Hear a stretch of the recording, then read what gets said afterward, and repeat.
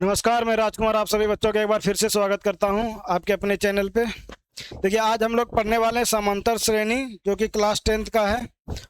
और इस चैप्टर से जो लगभग 10 से 11 नंबर का सवाल पूछा जाता है, तो इस चैप्टर को अच्छे तरीके से पढ़ना पड़ेगा। और देखिए, इसमें आप 2026 का अगर एग्जाम देखेंगे, पेपर 2026 का अगर पेपर देखेंगे क्लास 10th का मैथ का, तो उसमें 8 से 9 ऑब्जेक्टिव पूछा गया है। 8 से 9 ऑब्जेक्टिव पूछा गया है और 2 नंबर का 2 क्वेश्चन सब्जेक्टिव पूछा गया है। तो लगभग 10 से 12 नंबर का सवाल पूछा जाता है इस चैप्टर से। तो हम लोग चलिए स्टार्ट करते हैं। देखिए, बेहद ही आसान चैप्टर है। इसमें सिर्फ समझना है और सवाल को अच्छे तरीके से बनाना है। देखिए, इसमें सबसे पहले आप लोग को समझना पड़ेगा एपी होता क्या है। एपी का फुल फॉर्म होता है अर्थमेटिक प्रोग्रेशन, और हिंदी में बोला जाता है समांतर श्रेणी। तो देखिए, अगर ये चीज़ आपको नहीं भी याद रहेगा तो कोई दिक्कत नहीं है। एपी समझना है हम लोग को, एपी होता क्या है। एपी में आपको देखिए, अगर व्यापक रूप पूछा जाएगा, व्यापक रूप बोले या मानक रूप, व्यापक रूप या फिर मानक रूप, तो इसका हो जाता है ए प्लस सॉरी ए प्लस डी, ए प्लस 2D, ए प्लस 3D, ए प्लस 3D, इस तरह से आगे चलते रहता है। इसी को बोला जाता है एपी का व्यापक रूप या फिर मानक रूप बोला जाता है। और देखिए, इसको बोला जाता है प्रथम पद। इसको क्या बोला जाता है? प्रथम पद। प्रथम पद बोले तो A1, इसको बोला जाता है A2, इसको बोला जाता है A3, इसको बोला जाता है A4। मतलब ये हुआ प्रथम पद, द्वितीय पद, तृतीय पद और ये चतुर्थ पद। अब देखिए, इस सब में से होता क्या है, एक चीज कॉमन रहता है डी, जिसको कि हम लोग बोलते हैं सार बनता है। सब में डी कॉमन रहता है, सब में डी कॉमन रहता है। इसको डी को बोला जाता है सार अंतर। डी को क्या बोला जाता है? सार्व अंतर। और इंग्लिश में बोला जाता है कॉमन डिफरेंस, कॉमन डिफरेंस, ठीक है, कॉमन डिफरेंस इंग्लिश में बोला जाता है कॉमन डिफरेंस। और देखिए, आपको एपी बनाने के लिए जो है 2 चीज का होना बहुत ही आवश्यक है। एपी बनाने के लिए 2 चीज का होना बहुत आवश्यक है। पहला नंबर ए मतलब होता है प्रथम पद। A1 को ए भी बोला जाता है और इसे बोला जाता है प्रथम पद, ठीक है। और डी मतलब सार्वंतर, डी मतलब सार्व अंतर, जिसको कि हम लोग बोलते हैं कॉमन डिफरेंस इंग्लिश में, ठीक है। तो ये 2 चीज का होना अति आवश्यक है। इस 2 चीज के बिना हम लोग एपी नहीं बना सकते। अगर किसी भी पद का, किसी भी एपी का, किसी भी एपी का अगर पहला पद ए दिया गया है 3 और डी दिया गया है 5, तो हम इससे जो है कोई भी पद बोलेगा तो वो चीज निकाल सकते हैं, ठीक है। जैसे एक चीज आप समझना है आप सभी बच्चों को कि A2 का व्यापक रूप क्या होता है? ए प्लस डी। A3 का व्यापक रूप क्या होता है? ए प्लस 2D। A4 का व्यापक रूप क्या होता है? ए प्लस 3D। देखते हैं कि यहाँ A4 है, क्या है? 4 है, तो यहाँ पे 3D होता है। ए तो सब में कॉमन रहेगा, ए क्या होगा? सब में कॉमन रहेगा। अगर आपसे बोला जाए A50 मतलब ए 50वां पद, A50 मतलब क्या होगा? 50वां पद। ये क्या हुआ? 50वां पद। अगर 50वां पद का ए व्यापक रूप पूछा जाए तो आप क्या बोलेंगे? ए प्लस 49D, ए प्लस 49D।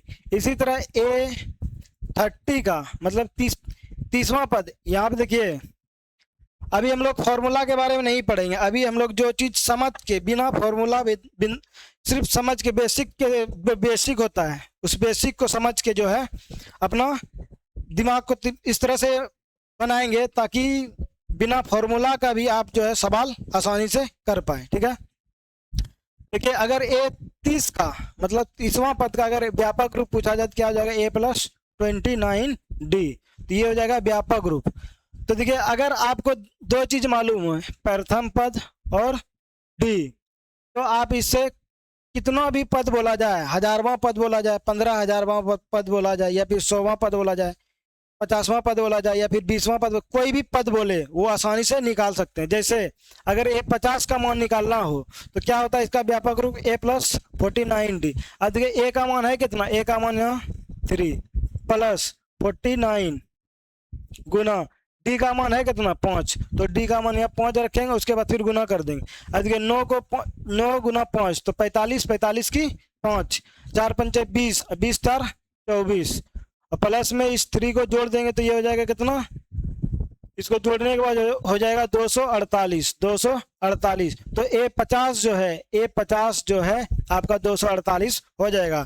तो इसमें समझने वाली बात क्या है कि आपको दो चीज का होना अति आवश्यक है, पहला प्रथम पद और दूसरा सार्वंतर। ये दोनों चीज अगर है तो फिर आप किसी भी पद को निकाल सकते हैं, ठीक है। ये देखिए 5.1 में जो है हम लोग पढ़ेंगे एपी किस तरह से बनता है और एपी को पहचानना किस तरह से, ठीक है।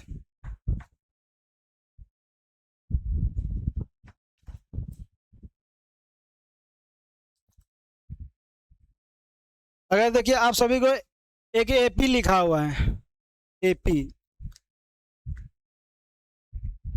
1 2 3 4 5 6, ये क्या है, एपी है। सबसे पहले देखिए ये एपी है या नहीं है, इसका पहचान किस तरह से होगा, इसका पहचान किस तरह से होगा। तो सभी में जो है डी एक समान निकलेगा, सभी पद का जो है डी एक समान निकलेगा। अब डी निकालना किस तरह से, डी निकालने के लिए A2 माइनस A1 करना पड़ता है, ठीक है। अगर देखिए मान के चलिए ये वाला पद प्रथम पद नहीं दिया गया है, दूसरा पद दिया गया, तीसरा पद दिया गया है, तो भी डी निकालेंगे तो ये हो जाएगा डी A3 माइनस A2। मतलब हमेशा आगे वाला पद में पहले वाला पद को, जैसे ये तीसरा पद है, तीसरा वाले पद में दूसरा पद को घटा के हम डी निकाल सकते हैं, ठीक है। तो हमेशा जो है यहाँ पे डी का मान समान आएगा, जैसे 2 में से 1 घटाएंगे, ये हुआ द्वितीय पद, ये हुआ प्रथम पद, इसको घटाने के बाद क्या आएगा, 1 आएगा। उसी तरह अगर तीसरा पद क्या है, A3, ठीक है, इसको बोला जाता है A1, इसको बोला जाता है A2, A3, ये हो गया A4 और ये हो गया A5, A6, इसी तरह से चला जाता है। इसको बोला जाता है प्रथम पद, इसको द्वितीय पद, तृतीय पद, चतुर्थ पद, पंच पद और ये 6 पद, ठीक है। अब देखिए डी का मान यहाँ से निकालना है तो A3 माइनस A2 करेंगे, A2 क्या है 2 है, तो यहाँ से भी डी का मान क्या आया 1 आया। अब देखिए आगे भी पद से निकालना चाहेंगे तो क्या हो जाएगा, डी का मान A4 माइनस A3, A4 है क्या, A4 4 है, माइनस करेंगे पीछे वाला पद तो क्या हो जाएगा, यहाँ भी डी का मान 1 निकला। देखिए अगर हर पद का, सभी पद का सार्वंतर अगर बराबर है तो क्या हो जाएगा, वो एपी कहलाएगा, ठीक है। एपी पहचानने का यही नियम है कि सभी पद का क्या होना चाहिए, डी बराबर होना चाहिए, सभी पद का जो डिफरेंस, कॉमन डिफरेंस बराबर होना चाहिए, ठीक है। उम्मीद करते हैं आप इतना समझे होंगे, ठीक है।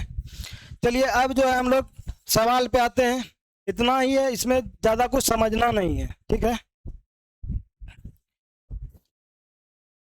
सवाल नंबर 1 देखिए आप सभी के सामने दिया गया, प्रत्येक किलोमीटर के बाद टैक्सी का किराया, जबकि प्रथम किलोमीटर के लिए किराया 15 रुपये और प्रत्येक अतिरिक्त किलोमीटर के लिए किराया 8 रुपया है। देखिए बोला क्या है, प्रत्येक किलोमीटर के बाद टैक्सी का किराया कितना है। तो देखिए इसमें बोला क्या गया है, सवाल नंबर 1 है, इसमें करना कुछ नहीं है।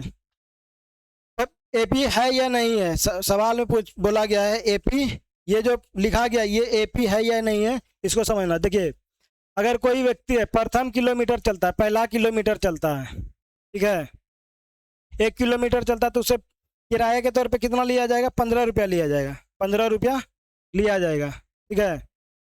उसके बाद फिर व्यक्ति दूसरा किलोमीटर चलेगा, दूसरा किलोमीटर चलने के बाद उसके 8 रुपये और इसमें जोड़ के लिया जाएगा, मतलब पहला किलोमीटर चलेगा तो 15 रुपया लिया जाएगा और उसके बाद फिर जितना किलोमीटर लिया जाएगा तो उसे 8 रुपया करके लिया जाएगा। तो 15 8 कितना हो जाएगा, 23 हो जाएगा, कितना हो जाएगा 23।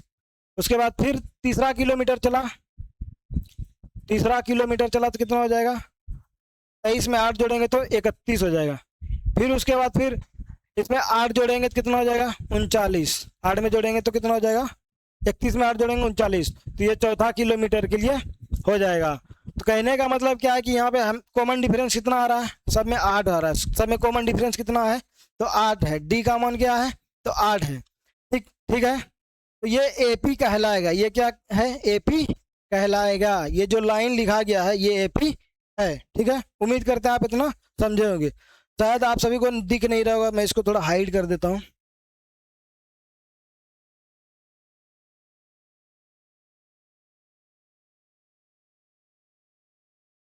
देखिए बोला क्या गया है, सवाल को फिर से समझिए। पहला किलोमीटर, अगर कोई व्यक्ति 1 किलोमीटर चलता है तो उसे 15 रुपये लिया जाता है। ठीक है, उसके बाद फिर जब दूसरा किलोमीटर चलता है तो उससे 8 रुपये एक्स्ट्रा लिया जाता है। मतलब हर एक पहला किलोमीटर के लिए 15 रुपये लिया जाएगा, उसके बाद फिर प्रत्येक आगे जो 1 किलोमीटर चलेगा तो उसके लिए 8 रुपये किराया नियत किया गया है, मतलब फिक्स किया गया। ठीक है, पहला के लिए 15 रुपये नियत है, फिक्स है। अगर आप 1 किलोमीटर चलेंगे तो 15 रुपये लिया जाएगा। ठीक है, उसके बाद फिर जितना किलोमीटर आगे जाएंगे तो हर एक किलोमीटर के लिए 8 रुपये उसको देना पड़ेगा। तो इस तरह से देखिए डी का मान कितना हो गया, 8 हो गया। डी का मान कितना हो गया, 8 हो गया। तो ये एपी कहलाएगा, ये एपी है। ठीक है, अब लीजिए दूसरा नंबर सवाल। दूसरा नंबर सवाल, इसको बनाने का कोशिश कीजिए आप सभी लोग, उसके बाद फिर मैं समझाता हूँ।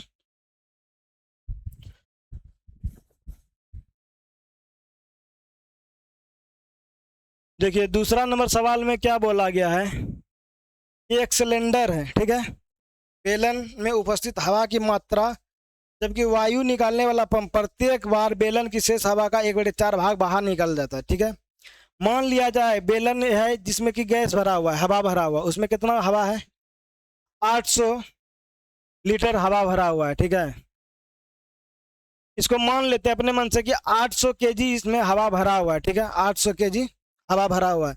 देखिए 800 केजी मानने का कारण क्या है, मानने का कारण इसमें 4 से भाग लग जाएगा आसानी से। ठीक है, अब देखिए इससे बाहर हर बार हवा बाहर कितना निकल जाता है, तो 1/4 बाहर निकल जाता है। हर बार हवा जो 1/4 बाहर निकल जाता है। अगर इसका 1/4 किया जाए, 1/4 बाहर निकलेगा तो बचेगा कितना, 3/4 बचेगा। 3/4 निकले बचेगा। जैसे देखिए कोई भी चीज़ है उसमें से 1/4 अगर हम फेंक देते हैं, बाहर निकाल देते हैं, 1/4 क्या कर देते हैं, बाहर निकाल देते हैं, तो बचेगा कितना, बचेगा 3/4। तो यहाँ है कितना हवा, 800 किलोमीटर, सॉरी 800 केजी है। 800 में से बाहर निकालेंगे कितना निकल जाएगा, 800 2 बार में, फिर ये निकल जाएगा 2 3 600 हो जाएगा। बचेगा कितना, 600 बचेगा। कितना बचेगा, 600। पहले कितना था, 800 था। पहले कितना था, 800 था। बाहर निकलने के बाद कितना बचा, 600 बचा। ठीक है, उसके बाद फिर इससे बाहर निकालेगा कितना, 600 से बाहर निकाला 1/4, तो बचा कितना, 3/4 बचा। अब इसको जब करेंगे भाग देंगे तो 4 से भाग देंगे 15 बार में, मतलब 150 बार में लगेगा, 15 या 45, 450 रुपया। अगला पद जो मतलब आगे जो बचेगा साढ़े, पहले कितना था, माने कितना, 800 केजी। ठीक है, इस तरह से समझेंगे तो आसानी से समझ जाएंगे। ठीक है, पहले मान लिए हम कितना, 800 है। ठीक, 800 में से बाहर निकाले कितना, 200 बाहर निकाले। ठीक, उसके बाद फिर देखिए यहाँ कितना बाहर निकाले, तो 150 बाहर निकाले। तो यहाँ देखिए कॉमन डिफरेंस डी का मान जो है, डी का मान क्या हो रहा है, हमेशा अलग हो गया। डी का मान क्या हो गया, यहाँ 200 आ गया, यहाँ 150 हो गया। तो इसका मतलब ये जो है एपी नहीं है, ये एपी नहीं है। ठीक है, ये एपी नहीं है, ये चीज़ आपको समझना पड़ेगा। डी का मान हमेशा क्या होना चाहिए, 1 होना चाहिए। अगर देखिए आपको अगर जो किताब में दिया गया उस तरह से मैं बताऊं तो क्या हो जाएगा, इसका मतलब किस तरह से ये सवाल बनेगा। मान के चलिए कि इसका सिलेंडर में जो वॉल्यूम है, इसको क्या बोलते हैं, आयतन। ठीक है, या फिर हिंदी में लिखते हैं आयतन, और भी लिखिए, भी मतलब वॉल्यूम, वॉल्यूम मतलब आयतन। ठीक है, हिंदी में बोला जाता है। पहले था भी आयतन, मतलब भी वॉल्यूम, भरा हुआ कितना था, जितना उसका वॉल्यूम है उतना ही हवा भरा हुआ होगा। अब देखिए पहले इतना था, अब इसमें से बाहर निकाला गया 1/4, 1/4 बाहर निकाला गया, तो बचा कितना, 3/4 बचा। कितना बचा, 3/4 बचा। तो 3/4 भी इंटू 3/4 हो जाएगा। ठीक है, आगे जो है, आगे फिर इससे 1/3 1/4 बाहर निकाले, 1/4 फिर से बाहर निकालेगा, 3/4 से फिर जो है बचेगा कितना, 3/4, 1/4 बाहर निकाला तो बचा कितना, 3/4। तो यहाँ अगला पद जो है, अगला पद क्या हो जाएगा, 9/16। तो देखिए इसका और इसका कॉमन डिफरेंस निकालेंगे तो अलग अलग आ जाएगा। क्या आ जाएगा, अलग आ जाएगा। जैसे यहाँ देखिए अलग अलग आया, तो इस तरह से ये डिफरेंस जो है अलग आ जाएगा। अगर डिफरेंस, कॉमन डिफरेंस, सार्व अंतर जो है अलग आ रहा है तो इसका मतलब ये एपी नहीं है। ठीक है, उम्मीद करते हैं आप इतना समझे होंगे। चलिए नेक्स्ट क्वेश्चन, इसको बनाने का कोशिश कीजिए आप सब। Question number 3।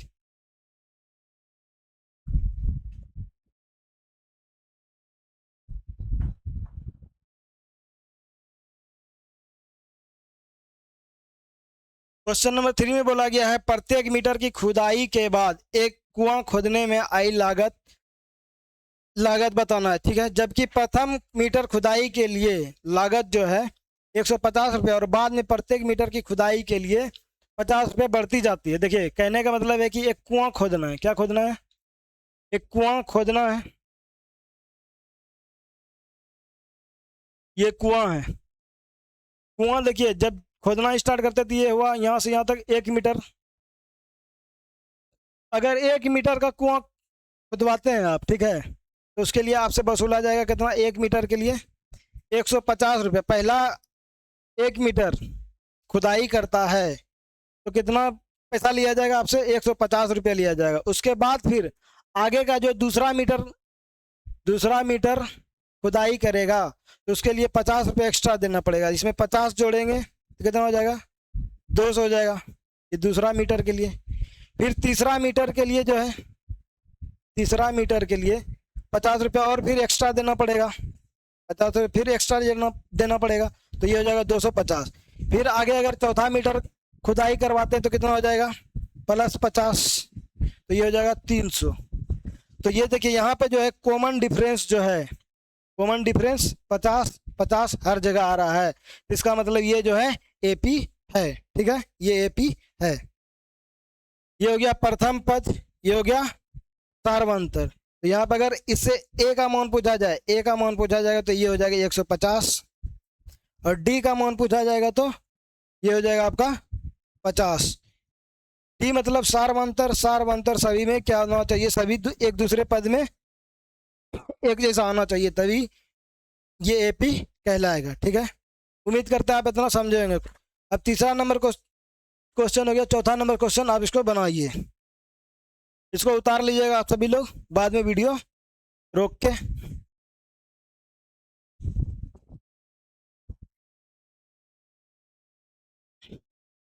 अब देखिए बोला गया चौथा नंबर क्वेश्चन में जो है खाते में प्रत्येक वर्ष, बोला गया खाते में प्रत्येक वर्ष का मिश्रधन। ठीक है, एक खाता में प्रत्येक वर्ष का मिश्रण जो है संचित मतलब जमा होता है। बोल रहा 10,000 की राशि 8% वार्षिक की दर से चक्रवृद्धि ब्याज पर जमा की जाती है। देखिए एक खाता है, ठीक है, इसमें कि 10,000 रुपये जमा किया गया। कितना जमा किया गया, 10,000 रुपये जमा किया गया। इसको समझने का कोशिश कीजिएगा, इसको पहचानना, ये जो लाइन दिया गया है ये एपी है या नहीं है, इसको किस तरह से बनाना है। ठीक है, देखिए बोला क्या गया है कि इसको चक्रवृद्धि ब्याज पे जमा किया गया, 10,000 को चक्रवृद्धि ब्याज पे क्या। तो सबसे पहले हम लोग समझते हैं चक्रवृद्धि ब्याज होता क्या है। एक होता है साधारण ब्याज, एक होता है साधारण ब्याज, और दूसरा होता है चक्रवृद्धि ब्याज, चक्रवृद्धि ब्याज। देखिए साधारण ब्याज में क्या होता है, अगर 10,000 को आप साधारण ब्याज पे लेते हैं और हर साल 8% लेते हैं, 8%, तो 10,000 का अगर 8% निकाला जाए, 10,000 का 8% निकाला जाएगा तो परसेंट हटाएंगे नीचे 100 आएगा, 2 जीरो से 2 जीरो कैंसिल, तो ये हो जाएगा 800 रुपया। कितना हो जाएगा, 800 रुपया। तो देखिए पहला वर्ष जो है ब्याज आपको साधारण ब्याज बता रहा हूँ मैं आपको, ठीक है, ये क्या बता रहा हूँ, साधारण ब्याज। पहला वर्ष जो 10,000 रुपया था जमा किया आप, ठीक है, जिस साल जमा किया उस साल तो आपका पैसा सेम रह गया, लेकिन दूसरे साल क्या हो गया, ये 10,800 रुपया हो गया, 10,800 रुपया हो गया। फिर इस 10,000 पे फिर दूसरे वर्ष तीसरे वर्ष जो है ब्याज आपको मिला, तो ये हो गया कितना, 10,1600 रुपया, मतलब 11,600 रुपया। हर साल जो है 800 रुपया बढ़ते जा रहा है, ठीक है। तो इसमें देखिए अगर कॉमन डिफरेंस निकालेंगे तो 800 आएगा। क्या आएगा कॉमन डिफरेंस, 800 रुपया आएगा। यहाँ भी डिफरेंस निकालेंगे तो 800 रुपया आएगा, ठीक है। तो साधारण ब्याज में तो ये एपी कहलाएगा, साधारण ब्याज में ये एपी कहलाएगा, ठीक है। साधारण ब्याज में ये एपी कहलाएगा। इसी तरह अगर इसका दूसरे आगे भी 800 रुपया जोड़ देंगे, 800 रुपया जोड़ेंगे तो कितना हो जाएगा, ये हो जाएगा 12,400, 12,400 रुपया हो जाएगा, ठीक है, 12,400 रुपया, ठीक। तो यहाँ पे डी का मान जो है हर जगह समान आ रहा है। डी का मान क्या है, हर जगह समान आ रहा है। अगर साधारण ब्याज है तो ये एपी कहलाएगा, ठीक है। अब समझते हैं चक्रवृद्धि ब्याज पे क्या ये एपी कहलाएगा या नहीं कहलाएगा। तो इसको मैं क्लीन करता हूँ, उसके बाद फिर आप लोग समझिएगा। देखिए चक्रवृद्धि ब्याज में क्या होता है कि मान के चलिए पहला साल आप बैंक में जमा किए 10,000, कितना जमा किए, 10,000।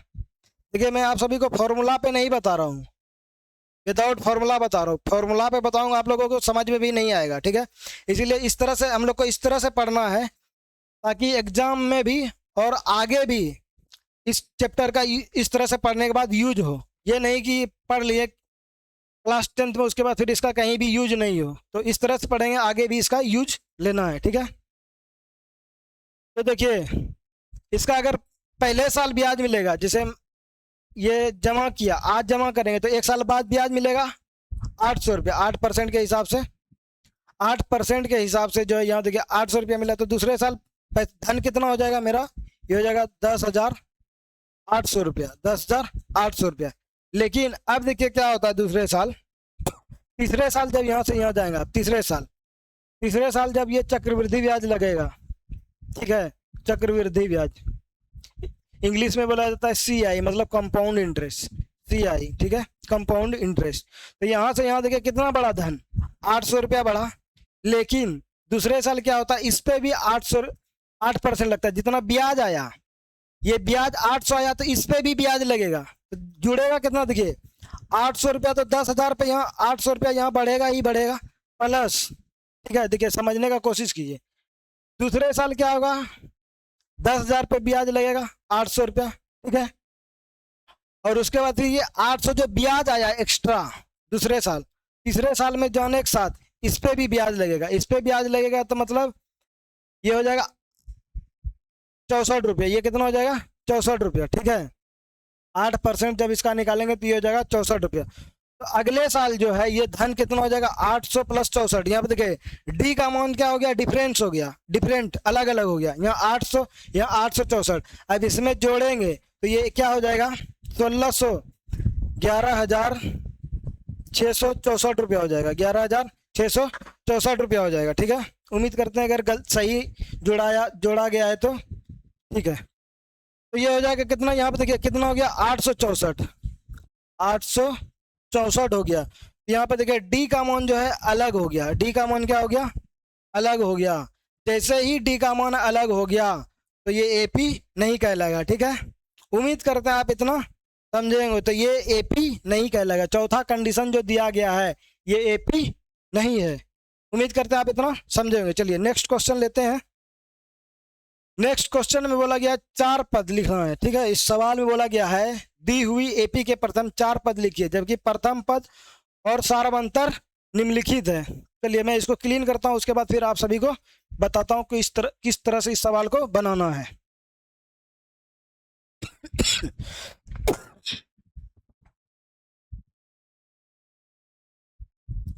देखिए वो क्वेश्चन नंबर 1 था और ये क्वेश्चन नंबर 2 है।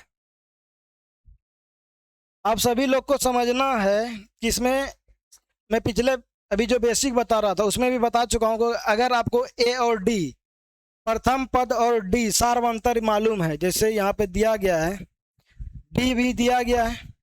अगर पहला क्वेश्चन देखा जाए तो डी का मान कितना दिया गया है, डी का मान 10 दिया गया, डी का मान कितना दिया गया, 10 दिया गया। और ए का मान भी कितना दिया गया है, 10 दिया गया है। अगर आपको प्रथम पद और सार्व अंतर, डी को क्या बोलते हैं हम लोग, डी को बोलते हैं सार्व अंतर, ठीक है, सार्व अंतर।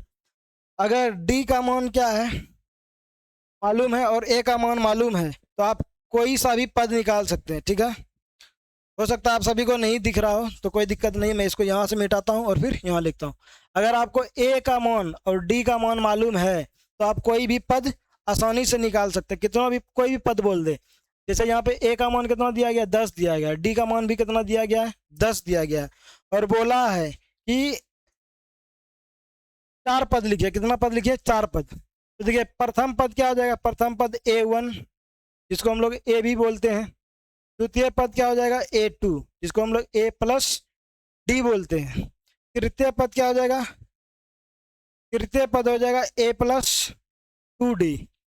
और A4 क्या हो जाएगा, मतलब चौथा पद क्या हो जाएगा, ए प्लस 3D हो जाएगा।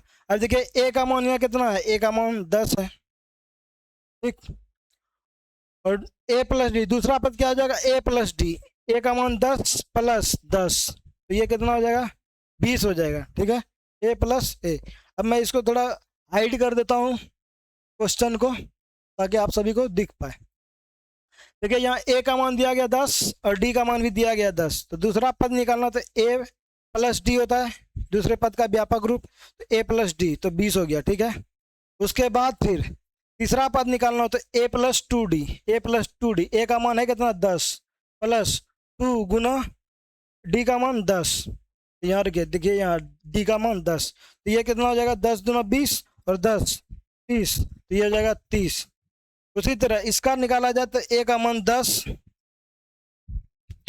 प्लस 3 गुना 10 बराबर हो जाएगा 10 33 और 10 40 तो ये हो जाएगा 40। तो एपी का 4 पद क्या क्या होगा, ये हो जाएगा 10, एपी का 4 पद 10 20 30 और 40। इस तरह से जो है आप पद निकाल सकते हैं। चौथा पद मान के चलिए इसमें ही बोल देता कि आप इसका 50वां पद निकालिए या फिर 60वां पद निकालिए। 60वां पद जैसे ही बोलेगा तो A60 दिमाग में रखना है, क्या रखना है, जैसे ही बोला जाएगा कि 60वां पद निकालिए तो A60 का व्यापक रूप क्या हो जाएगा, तो ये हो जाएगा A प्लस 59D, ठीक है। अभी मैं फॉर्मूला नहीं बता रहा हूँ आप सभी को, अभी जो बेसिक है, जो कॉन्सेप्ट है उसी पे मैं आप सभी को बता रहा हूँ। अब देखिए इसमें अगर पूछा जाए पहला पद क्या है, 10 है और 59, डी का मान कितना है 10 है, तो इसमें A60 का मान कितना हो जाएगा, तो 59 गुना 10 करेंगे तो ये हो जाएगा 590 प्लस 10 मतलब 600, तो A60 का मान कितना हो जाएगा 600। इस तरह से जो आप कोई भी पद, कितना भी पद बोला जाएगा तो आप आसानी से निकाल देंगे, सिर्फ आपको मालूम क्या रहना चाहिए, ए और डी। देखिए ये इस तरह का सवाल पूछा जाएगा आप सभी को ऑब्जेक्टिव में, बेहद ही आसान होगा, आप इसको आसानी से बना पाएंगे, ठीक है।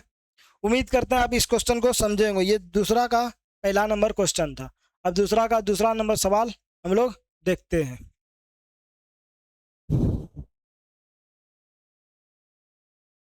अब देखिए दूसरा का दूसरा नंबर सवाल जो है बोला गया है, ए का मान कितना है, ए का मान -2 है और डी का मान कितना है, डी का मान 0 है, डी का मान 0। अब देखिए इसमें तो कोई भी बता देगा कि अगर ए का मान क्या है -2 है, ठीक, और डी का मान 0 है।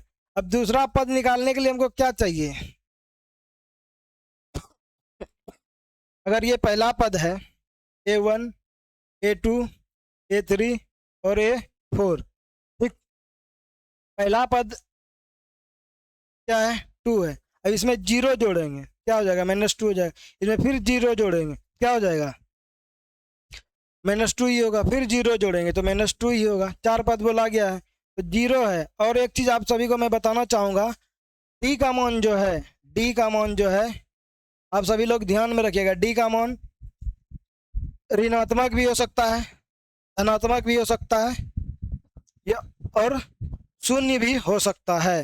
डी का मान ऋणात्मक भी हो सकता है, धनात्मक भी हो सकता है और शून्य भी हो सकता है। जैसे यहाँ दिया गया है डी का मान 0, डी का मान 0। तो ये चीज़ आप लोग ध्यान में रखिएगा, इस तरह का ऑब्जेक्टिव पूछा जाता है। तो ये 4 पद आप आसानी से लिख पाएंगे, ठीक है। अब जो है आप सब तीसरा नंबर क्वेश्चन देखिए। तीसरा नंबर क्वेश्चन में क्या बोला गया है? बोला गया है A4 दिया गया, ए प्रथम पद ए का मान कितना दिया गया है? ए का मान दिया गया 4 और डी का मान दिया गया -3 डी का मान दिया गया -3। तो इसमें बोला गया 4 पद लिखिए। 4 पद क्या हो जाएगा? A1 A2 A3 और A4। A1 मतलब इसका व्यापक रूप A हो जाएगा, A2 का हो जाएगा A+D हो जाएगा, इसका हो जाएगा A+2D, इसका हो जाएगा A+3D। चलिए अब जो है इसमें मान बैठाया जाए। ए का मान कितना है? तो 4 है।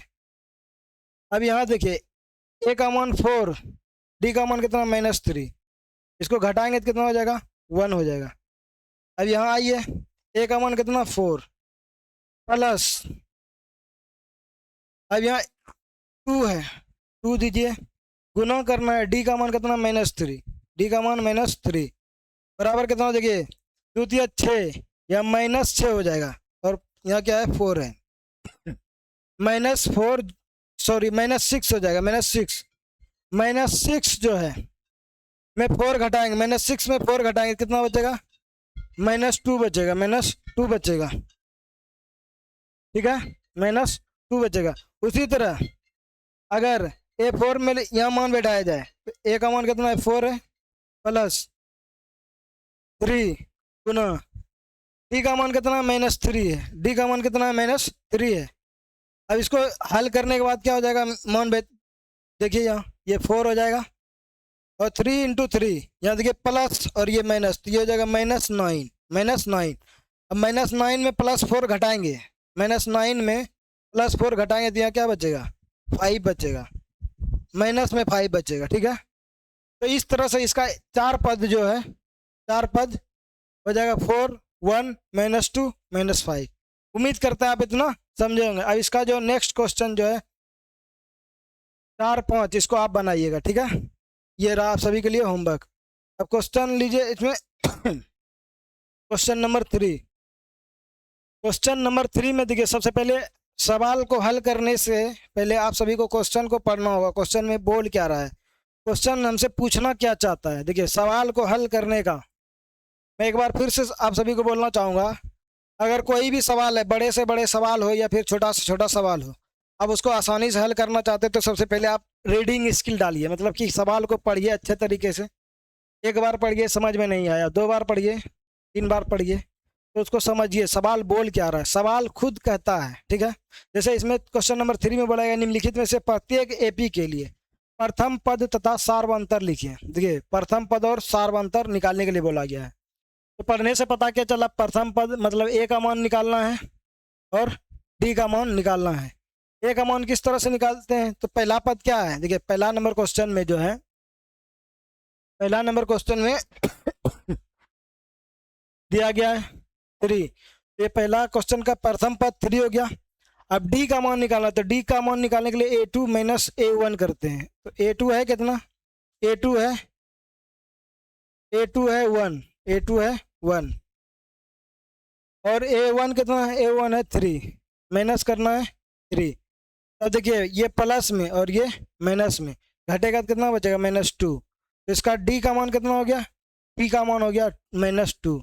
तो यहाँ से ए का मान पता चल गया, यहाँ से डी का मान पता चल गया। ये बोला गया निकालने के लिए। और दूसरा क्वेश्चन नंबर 2, क्वेश्चन नंबर 2 में भी देखिए ए का मान किस तरह क्या हो जाएगा? ए का मान दिया गया है -5। क्वेश्चन नंबर 2 आप सभी को दिख रहा होगा स्क्रीन पे, ए का मान दिया गया है -5। अब डी का मान किस तरह से निकालना है? तो A2 - A1। A2 है कितना? A2 मतलब दूसरा पद है कितना? -1 माइनस करना है -5, माइनस करना -5। तब देखिए यहाँ माइनस और माइनस प्लस, माइनस प्लस हो जाएगा, तो ये 5 है। अब देखिए +5 में -1 घटाएंगे तो ये हो जाएगा 4। तो डी का मान यहाँ से कितना क्या पता चला, डी का मान 4 है, डी का मान क्या है 4 है। ठीक, उम्मीद करते हैं आप इतना समझेंगे। चलिए क्वेश्चन नंबर 3 बच गया, ये नेक्स्ट पार्ट में पढ़ेंगे हम लोग। इसको बताने में थोड़ा सा ज़्यादा अधिक समय लगेगा और वीडियो थोड़ा लंबा हो जाएगा। तो आज का क्लास यहीं तक रखते हैं, मिलते हैं नेक्स्ट क्लास में। धन्यवाद।